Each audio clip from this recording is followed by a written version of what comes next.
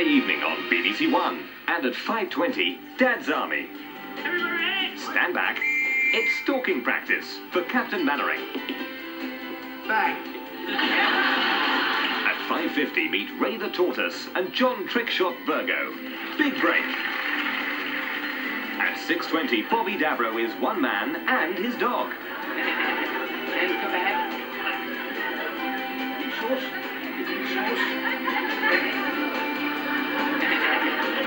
It's Brucey Baby at 7 with the Generation Game. Oh, my Mr. Punch, look at our baby. Isn't he lovely? Oh, he is. His name's Bruce. We called him Bruce because he's got his father's chin. Laughter for Starters, Saturday evening on BBC One.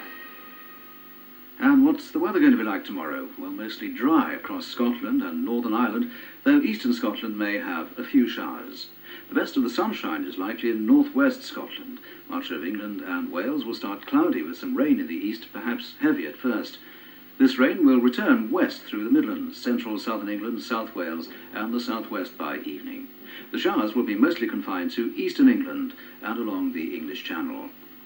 Strong to gale force easterly winds will make for a cool day for most, temperatures of only 13 or 14 being achieved, but sunnier parts of western Scotland and northwest England will be a little warmer at 16 degrees. It's certainly autumn. Time now 8 minutes past 1, and that's all for the moment here on BBC One. Don't forget our colleagues on BBC Radio keep their show going 24 hours a day. It's John Peel on Radio 1 just now, while Night Ride on Radio 2 is being steered forward by John Terrett. But now from me, Andy Cartledge, on behalf of all here on BBC One, a very good night.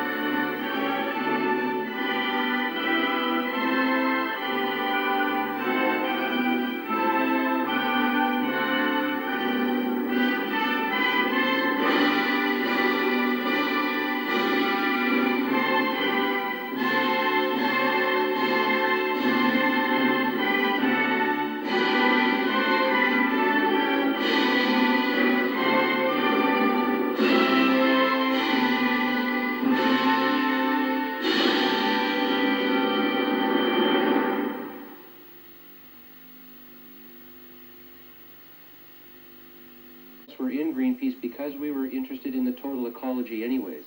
I was an ecology student at the time, and Bob Hunter had written extensively on the environment, and Paul was into whales. So for us it was a natural. But for the anti-nuclear or more sort of pacifist group within Greenpeace, it didn't make any sense at all. They said, what, that's some kind of motherhood deal. That's not important. Whales? We're going to blow each other to smithereens any day now, so let's stick to the point. Let's stick to the anti-nuclear. The ecologists won. In the spring of 1975, Greenpeace tracked down a Russian whale fleet in the middle of a kill. There were a half-dozen harpoon boats and a huge factory ship, 100 kilometers off the California coast. The old Phyllis Cormac, spruced up and with a new engine, carried a number of inflatables to harass the harpoon boats. It also carried a film crew and an interpreter.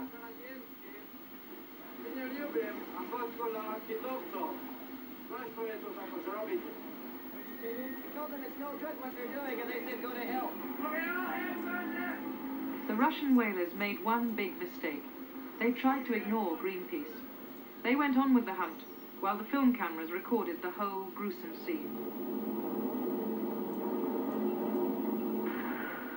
We brought a piece of film which showed a Russian harpoon boat shooting a harpoon over the heads of people in a little rubber dinghy trying to get in front of the harpoon to save the whales.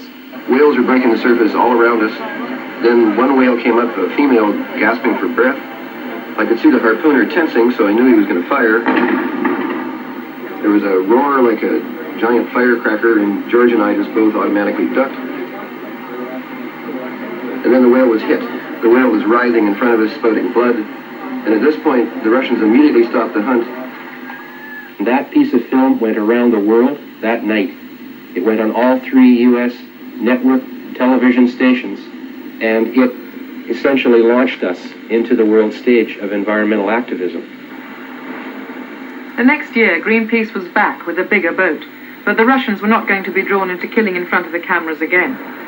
By now, environmentalists all over the world were clamoring to join Greenpeace. The Greenpeace name was finally copyrighted.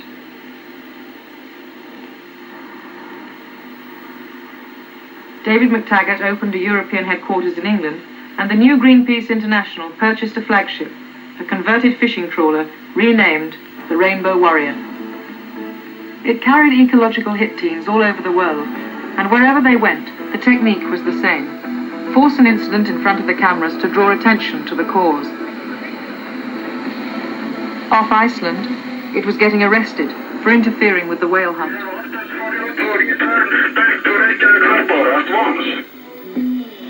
Off the Spanish coast, the issue was the dumping of radioactive waste in the ocean. Once again, Greenpeace used the small inflatables to create a focus for the massive problem of nuclear waste and pollution of the seas. The Greenpeacers almost sought out danger. They always got dramatic film coverage. There could easily have been a death in this incident, but fortunately the protester only suffered shock.